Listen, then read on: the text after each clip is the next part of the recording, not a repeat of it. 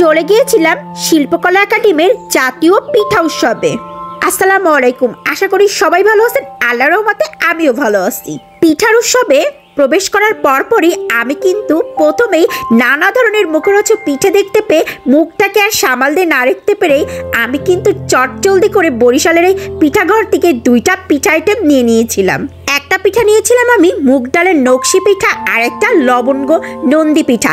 এই পিঠাটার প্রাইস পড়েছিল 50 টাকা, আরেকটা পিঠারও প্রাইস পড়েছিল 50 টাকা। এই স্টলের পিঠাগুলোর টেস্ট ছিল কিন্তু দুর্দান্ত। এই স্টলটা একদম পিঠার প্রবেশ করার পরপরই হাতের ডান সাইডে মুন্ডির দোকানের পাশেই ছিল এই পিঠাঘরটা।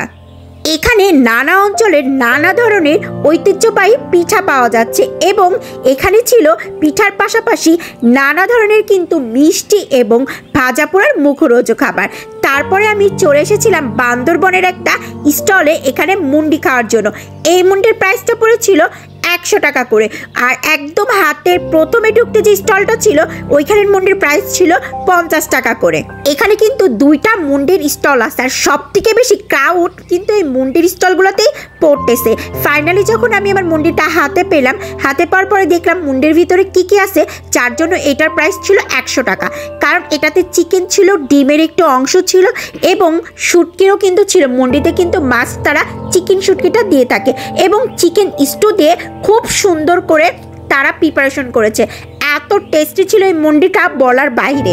আমি যখন বান্দরবনে ঘুরতে গিয়েছিলাম তখনও কিন্তু আমার মুন্ডি ট্রাই করা হয়েছে।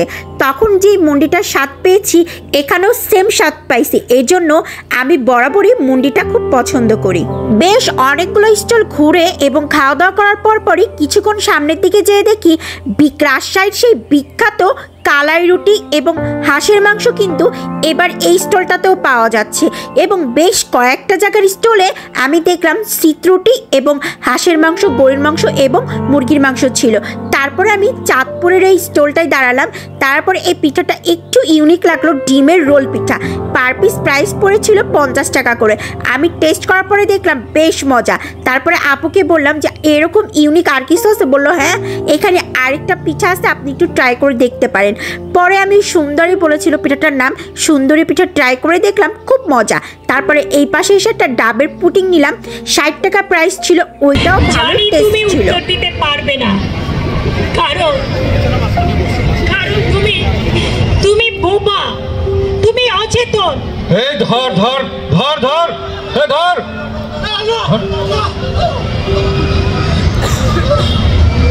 পিঠা উৎসবে এসে খাওয়া দাওয়া শেষ করে এখানে যে নাটকটা হচ্ছিল সেটা দেখলাম। এই নাটকটা জাস্ট অসম ছিল, একবারে মনে গেঁথে রাখার মতন একটা নাটক দেখলাম। একদম মনে হচ্ছিল বইয়ের ভাষা প্রকাশ করে নাটক হচ্ছে 21শে ফেব্রুয়ারি নিয়ে। নাটকটা দেখার পরে সত্যি মনে হলো এত কষ্ট করে আসলাম, আসার পরে যে পিঠা খাবো শুধু তা না, এত সুন্দর নাটক দেখে একদম মনেও শান্তি। সব কিছু দিক থেকেই খুব বেশি একটা ভালো সময় কাটবে এই পিঠা উৎসবে আসলে। পিঠা উৎসবে আসার পরে ওই নাটক শেষ করার পরে এই দিকে চলে আসলাম আর একটু কিছু খাওয়ার জন্য। তারপরে দেখলাম বিক্রমপুরের দুলহা পিঠাঘর। এখানে না যেতে হবে না, কারণ বিক্রমপুরের প্রতি আমার একটা অন্যরকম টান আছে, সেটা না হয় অন্য কোনো ব্লগে শেয়ার করব একদিন।